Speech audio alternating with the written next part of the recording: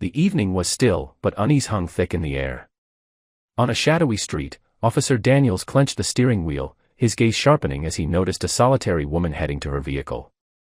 He switched on his patrol lights, not to ensure safety, but to assert dominance. The woman, poised and unruffled, glanced back briefly, her eyes meeting his with quiet resistance. Her name was irrelevant to him, she was merely another person to subdue. Unseen by Daniels, though, was the force brewing within her calm, a force that would soon turn his authority against him. With deliberate steps, she neared her car, only to find Daniels obstructing her path. His words cut sharply, dripping with arrogance, as he demanded her ID without cause. She complied, not out of fear, but with a composure that unnerved him.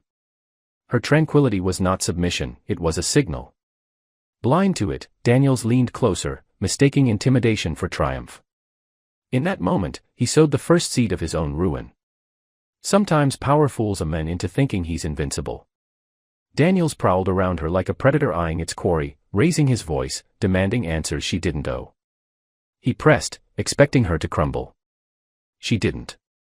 Instead, her gaze spoke volumes beyond words, eyes that hinted she'd faced far worse than his tactics. Her silence unsettled him. He misread it as frailty, when it was, in fact, strength. Finally, the woman spoke, her voice steady. "Are you done?" she asked, her tone sharp enough to pierce his bravado. Daniel smirked, seeing it as defiance, escalating with threats of arrest. His chest puffed with pride, as if his badge were a barrier against repercussions.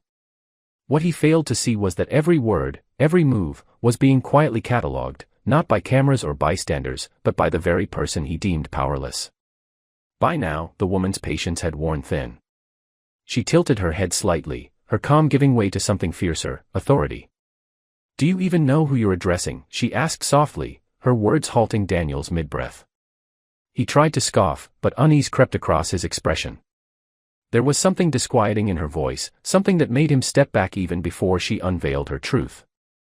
She didn't raise her voice, she didn't need to. Instead, she reached into her bag and pulled out her badge. Its golden gleam caught the streetlight, radiating a power far greater than his. "Internal affairs," she said evenly. "Tonight, officer, you picked the wrong person to bully." Daniel's face paled, his arrogance collapsing into shock.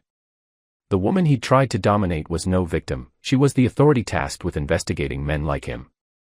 Daniel's pulse pounded in his ears, his once confident voice now reduced to stammers.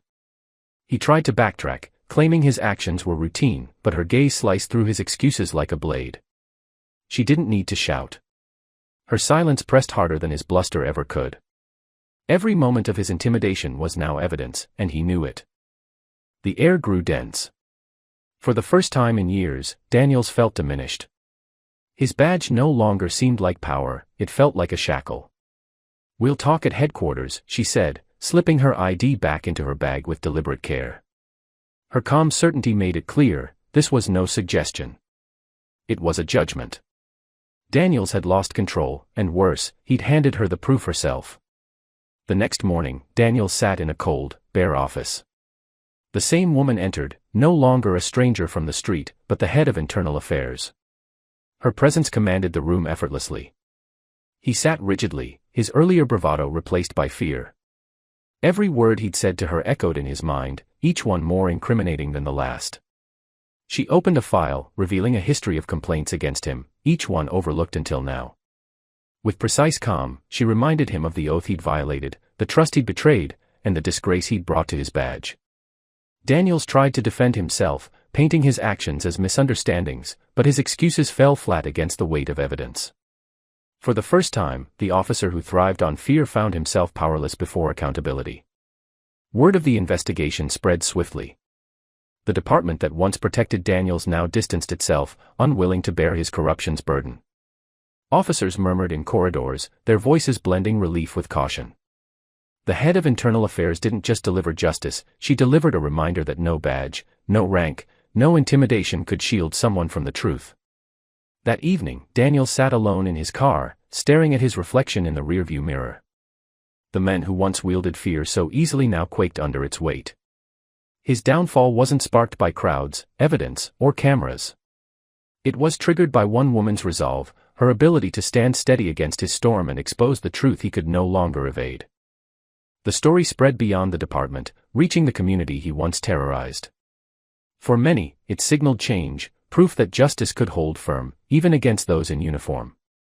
The woman's quiet strength became a beacon, not just of power, but of dignity. She hadn't yelled or fought with force. She fought with patience, authority, and truth. As for Daniels, his badge was taken, his title stripped. But the weight of his actions lingered, heavier than any penalty. The woman he underestimated continued her work, not for revenge, but for justice. Her story showed everyone that power without integrity always crumbles, and that courage often speaks loudest in silence.